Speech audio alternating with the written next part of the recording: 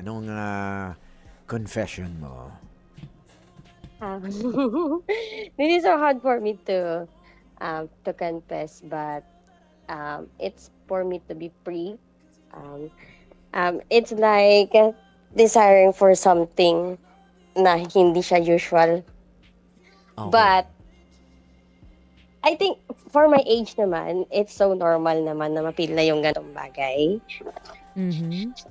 Ano yung feel mo? Ano Something, ibig sabihin bagay ba ito? Oh. Anong nafe-feel mo? Para siyang admiration sa tao, pero Ah. it's more than that. Parang ano siya? Pag nanasa na, okay, sige, diretsoy na natin. Pinagnanasahan mo. Hindi na kita papahirapan, nahiya ka pa sabihin. Ano ba yung pinagnanasahan sa English? Yearning? Yeah. Yearning. Yearning ba yun? Oh, yearning or Nag-yearn. Sorry. Yes po, nag-yearn po for something. yan. Oo. So you're yearning for something. Opo. So, Eto na ba yun, starts with an S? Yup. Okay. Maybe. Maybe. Maybe, okay. Ano siya? Every night? Every day? Every morning? It's kinda, I think it's every day. Every day. wala ka bang karelasyon? Wala po, sorry. 6 Pero months virgin. Okay. single. Virgin pa? When you say you're yearning, isang tao ba to na kilala mo o feeling lang na I met him nung nag-decide ako kausapin yung mga taong nag-heart sa My Day ko. Parang I choose, sino ba yung pwede ko ditong replyan? Like, may time naman ako, siguro bigyan ko ng oras tong mga to. Then, isa siya sa napili ko, nireplyan ko siya, niyaya ko siya mag-concert. Sabi ko, nag-send ako ng link, sabi ko, tara. Then, nag-reply siya agad-agad ng G. Doon na po nag-start yun. Then, akala ko, hindi siya magdi-deeper. Like, sabi ko, siguro makakausap ko to mga a month lang. But surprisingly, umabot kami ng 2 months. And yung 2 months na yun, magiging mas masakit pa pala sa toong relationship. Bakit? Ba't masakit? Kasi, akala ko, magtotok lang kami. Pero, hindi pala. Simula makilala ko siya, it's more than that. Na, so yung concert nag-lead to more dates. yes Hanggang po. 3 months kayo, wala nangyari pa. Or may Ano nangyari po? sa first after the concert. Meron po actually after the concert, after Yo. knowing each other that night. That night. Parang, yes po, parang, nakilala ko siya eh. Na parang tagal ko nang kakilala tong tao, na parang sobrang gaan niyang kasama. Okay. So nahulog yung loob mo sa kanya after the concert. Yes, kung gano'n naman po ang tawag doon. And then sabi mo, sige Yes po. ikamot ko to tong itch yung nangangating. Then eto nga sir, kasi sabi ko sa kanya, hindi tayo magjojoan ha, kasi hindi pa ako ready sa ganyang bagay na parang ayoko maging commitment, sobrang busy ko sa life, wala akong oras sa pagjowa, ayoko ng sakit sa ulo, ganon. Then we agreed actually. Okay, no? Boundaries were set na lang Yes to po. for fun lang ha.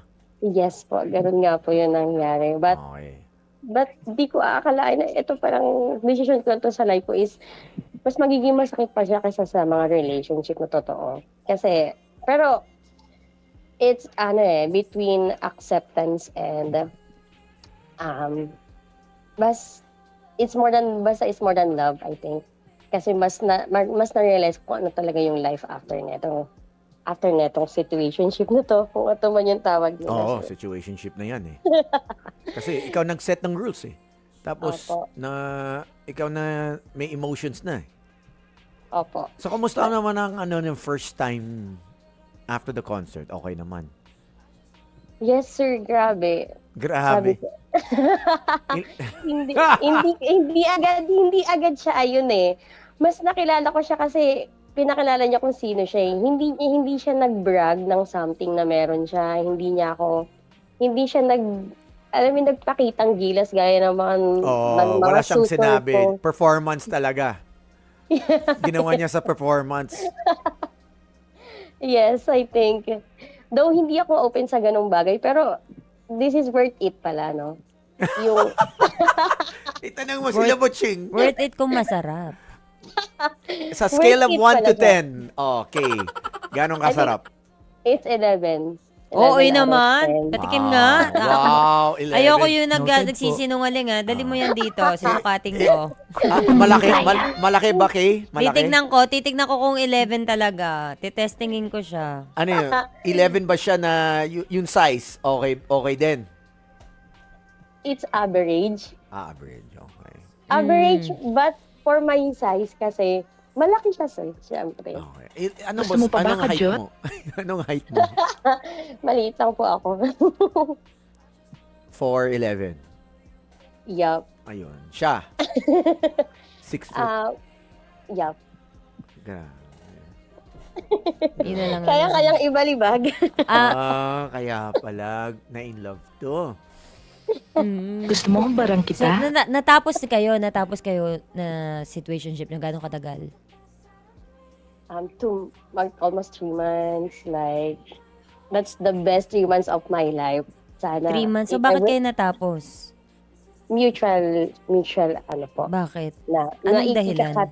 Ikakat na po namin yung ganon kasi parang hindi namin deserving. Like, sa kanya, sa age niya is hindi na siya naglalaro.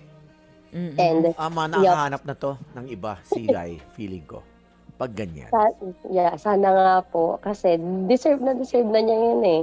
Hindi na siya para sa ganong bagay. But in my behalf naman, feeling ko hindi pa ako ready sa ganon. Kaya okay din, nilet go ko na siya. Pero kung ikikwento ko sa yung detailed na mga ay, Pero nanghinayang ka pagkatapos nyo. yes. Actually, I'm gonna confess na inopera ko siya na kung pwede kayo magkaroon ng relationship na at least 3 months, itatry lang namin. Pero tinanggihan niya ako. Ayun yung masakit na part. Okay, yun pala yun. Bakit siya tumanggi?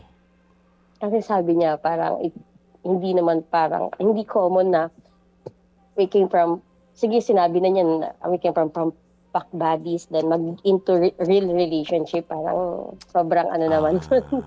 Nakikita ka lang ng fubu ka lang eh. Hindi, Oh, at least alam mo, 'di ba? Alam mo na at least nag-try ka. Wala namang masama sa mag-try. At saka okay din na siya, straightforward siya na sinabi niya na yun yung dahilan niya agad. Hindi na siya nagpaligoy-ligoy, hindi ka na pinaasa. Tama. Yes po. Yes, So, mas lalo ko na in love Mas sa lalo ka kanya na in after love. Mas Siyempre magaling eh. So, MVP syempre, di ba po, MVP performance eh. Alam mo ba, Kasi, mahirap kasi pilitin na magseryoso kayo agad lalo na nagsimula kayo ng hindi maganda, ng na naglalaro kayo. Malay mo, kapag umikot ulit ang earth, ang mundo, ay pag-ikot nito, magkasalubong ulit kayo. Tapos, iba na yung atake nyo sa isa't isa. Diba? Yes, yes. Pero huwag tayo masyadong mawala ng pag-asa na, baka ayaw niya na. May chance pa rin na magkagustuhan kayo sa susunod na panahon kapag nasimulan na ng maganda.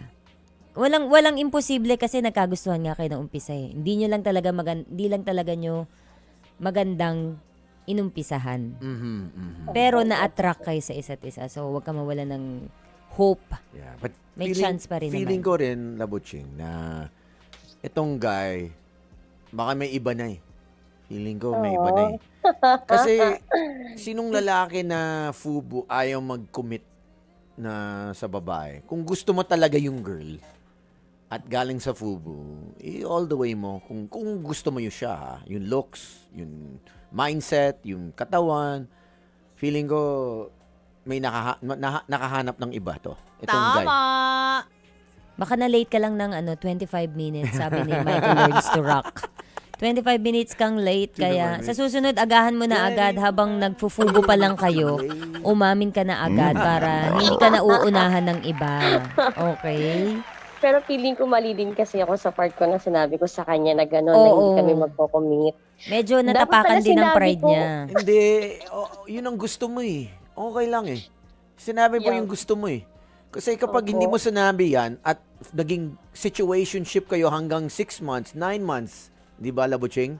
Mas lalo Yeah. kang, baka mapunta ka sa heartbreak stories namin na sagad sa sakit. Mm. At least ito, agad-agad 3 months, tapos na, nag-sex na kayo, Gusto ko nang Sarap. gaya. yun, yung sakit sa puso mo, 3 months lang yan eh.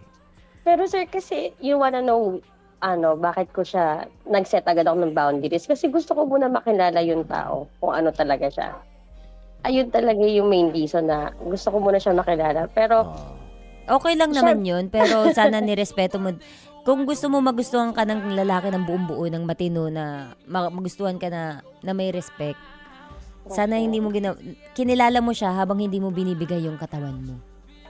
Kasi nakakabawas din yun ng Talaga, ng tingin ng lalaki sa isang babae. pag all the way. Oo, Agad- sana hindi mo muna binigay lahat kung dapat pala sa umpisa pa lang alam mo na kagad kung anong gusto mo.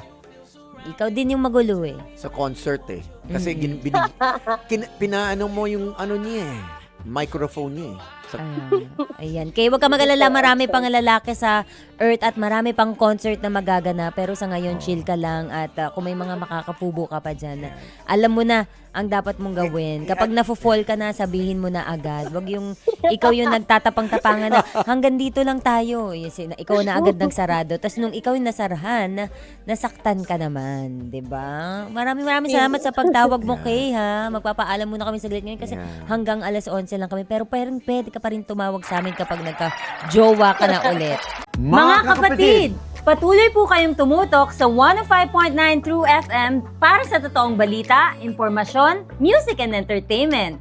At mag-subscribe sa aming YouTube channel at podcast at sundan nyo kami sa Facebook, Instagram, X at TikTok sa True Network PH. Bisitahin ang aming website sa truefm.ph. Kami po ang 105.9 True FM. Laging true sa'yo, kapatid.